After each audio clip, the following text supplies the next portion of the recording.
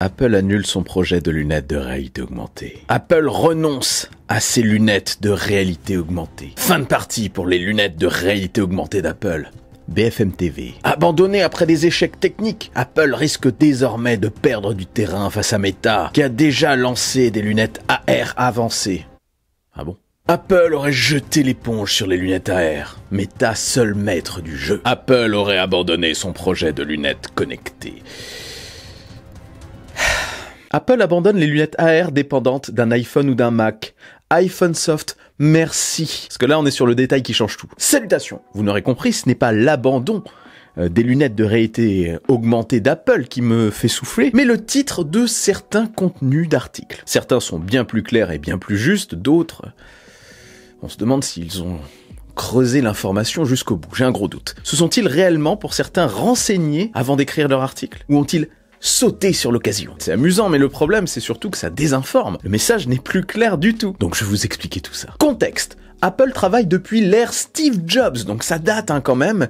Ça a commencé même au moment de la sortie de l'iPhone 1 en 2007 sur déjà un casque de réalité mixte, le Vision Pro, mais aussi en parallèle sur des lunettes de réalité augmentée. Ils en parlent très souvent de la réalité augmentée, Apple, ils misent dessus depuis un bon gros moment, car c'est pour eux, je l'affirme, l'avenir de la tech. Rien qu'à voir les différentes interviews qu'on a pu voir de Tim Cook et autres ces dernières années, ça sort de temps en temps, hein. Mais ce ne sont pas les seuls à le penser. Non, pas du tout. Parce que Meta a sorti des lunettes connectées, les Ray-Ban Meta, qui ont la particularité d'avoir des caméras et une assistance par intelligence artificielle, entre autres. Elles vont d'ailleurs évoluer, comme j'en parlais dans une précédente vidéo, que je mets dans la description pour plus de détails, vers une nouvelle version avec écran, d'abord un écran simple, et ça va évoluer progressivement vers beaucoup plus, donc juste pour afficher du texte pour l'instant, et ce dès 2025. On a Google qui a présenté en fin d'année dernière Android XR pour les casques, mais aussi pour les lunettes de réalité augmentée. Ils ont dévoilé une petite bande-annonce, une petite mise en situation de ce que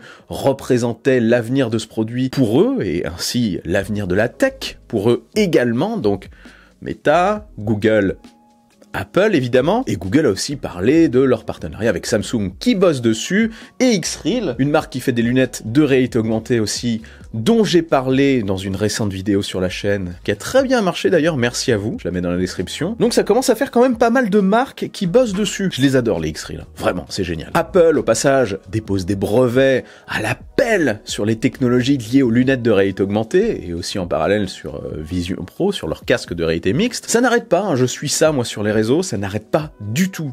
Et de nombreuses sources fiables, comme Mark Gurman, qui est aussi à l'origine de cette information selon laquelle Apple aurait cessé des lunettes de réalité augmentée, je dis bien des lunettes de réalité augmentée, pas leur projet de lunettes de réalité augmentée, ça compte. Mark Gurman disait aussi qu'il travaillait sur des écrans micro-LED, destinés à cette technologie de lunettes de réalité augmentée. Bref, je le redis, ils sont toujours à fond dessus. Alors, c'est quoi du coup cette information d'abandon ? Je vais être clair. Apple a mis un terme à un projet de lunettes de réalité augmentée. Un projet de lunettes qui avait la particularité d'être dépendante d'un Mac ou éventuellement d'un autre produit Apple, et qui devait faire office d'écran déporté une fois branché à ce produit, exactement comme les Xreal. Autrement dit, ils ont arrêté cette branche, et pas cette branche de lunettes. D'ailleurs, ce produit, j'aurais vraiment aimé qu'Apple le fasse, mais bon, ça sera pas le cas, dommage, mais je vais vous dire ce qu'ils ont en tête. Pour ce faire, je vais commencer par vous partager une petite partie d'un texte que Robert Scoble, qui travaille depuis toujours dans la tech US et dans la Silicon Valley, il connaît énormément de monde bien placé dans la Silicon Valley et notamment chez Apple, il a bossé chez Microsoft un long moment, bien placé lui aussi. Enfin bref, si vous êtes intéressé et que vous voulez en savoir plus sur lui, je mets un lien dans la description pour voir un petit peu ce qu'il raconte. Très intéressant. Donc dans ce post que j'ai raccourci, hein, j'ai pris juste une petite partie, il réagit à l'information selon laquelle Apple a arrêté ses lunettes de réalité augmentée. Lui aussi, les titres des articles l'ont fait un petit peu sauter de sa chaise. Donc, cette partie de post, hein, je vais le lire. En ce qui concerne les lunettes d'Apple, j'ai entendu dire que le rapport de Mark Gurman selon lequel Apple a mis fin aux lunettes n'est que partiellement vrai. Une équipe a été tuée, d'autres travaillent encore. Quand je travaillais chez Microsoft, j'ai vu cela de l'intérieur, c'est traduit de l'anglais. Plusieurs équipes travaillaient sur le même problème, souvent elles n'étaient même pas au courant qu'il y avait d'autres équipes pour éviter toute collusion, pour pas qu'elles s'influencent entre elles en fait. L'Apple Vision Pro et les lunettes sont toujours en cours de développement, et la compétition est toujours d'actualité. Apple a un ADN interne unique, et il déteste les câbles et les écrans de merde. Bon ok, il a son style. J'avoue, c'est direct mais j'aime ça. En tout cas, ça me conforte dans l'idée que j'ai eue et dans ce que je développe dans cette vidéo. Apple est parfois contraint de mettre des câbles, exemple l'Apple Vision Pro pour une batterie déportée et limiter le poids du casque sur la tête. Bon, c'était une contrainte qu'ils ont jugée comme étant obligatoire, mais la société a décidé que la meilleure approche pour les lunettes de réalité augmentée n'était pas d'en faire un produit intermédiaire, mais de se concentrer directement sur le produit final. Des lunettes de réalité augmentée efficaces avec intelligence artificielle. Un produit totalement autonome. Donc un produit, oui, qui se suffirait à lui-même, comme un iPad, comme un iPhone, comme un Mac. Ils n'abordent donc pas ce produit comme un accessoire. En fait, ils attendent simplement que les technologies nécessaires, qui ne sont pas du tout au point aujourd'hui, le soient. Aujourd'hui, il n'y a pas ce qu'il faut pour faire ce qu'ils ont en tête. Orion, le projet de lunettes de réalité augmentée qui a été dévoilé par Meta il y a peu de temps et prévu pour 2027, coûte apparemment une fortune à produire. Parce que, encore une fois, ce sont des technologies qui ne sont pas aujourd'hui totalement maîtrisées. S'il sort en 2027, ce ne sera pas du tout un produit grand public. Apple semble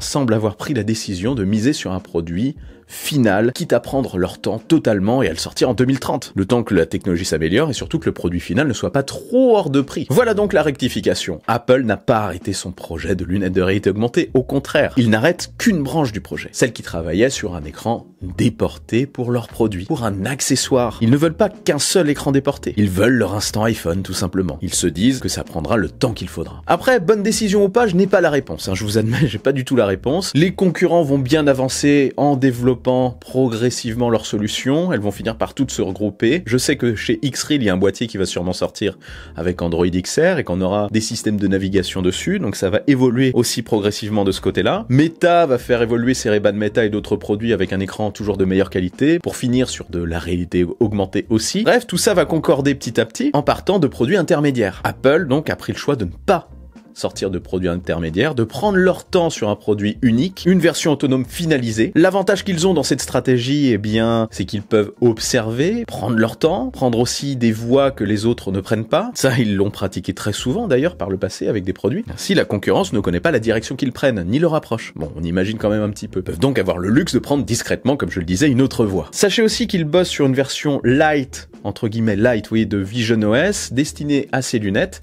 C'est Mark Gurman qui en parlait aussi dans un précédent article. L'avantage qu'ils ont, c'est que grâce à Vision Pro, l'Apple Vision Pro et les versions qui vont arriver derrière, parce que il y a une version Pro 2 qui arrive, mais aussi une version moins chère, ils auront plus de retours, ils vont pouvoir affiner l'OS et travailler en parallèle à cet OS un petit peu plus nomade, dérivé de Vision OS. Un petit peu comme l'iPad fut un OS dérivé de l'iPhone. Ils appliquent toujours les mêmes strates en fait. Comme ça, quand le produit sera finalisé, il arrivera avec des usages clairs, un store bien rempli, même si ça sera un produit différent de l'Apple Vision. En fait, l'Apple Vision, c'est censé être le remplaçant des ordinateurs pour ceux qui le souhaitent, il y aura toujours les ordinateurs, et les lunettes de réalité augmentée viseront à remplacer le smartphone et les autres produits nomades pour ceux qui le souhaiteront, encore une fois. C'est une autre approche de la tech. Bref, vous en pensez quoi de tout ça? Vous êtes curieux de voir comment ce marché qui bouillonne terriblement va évoluer, et ce, quelle que soit la marque? Moi oui. N'oubliez pas le bon pouce en l'air qui claque, l'abonnement de force. Je suis aussi sur les réseaux sociaux. Vive la technologie, vive le futur. Et rêvez les amis. Oui, rêvez fort.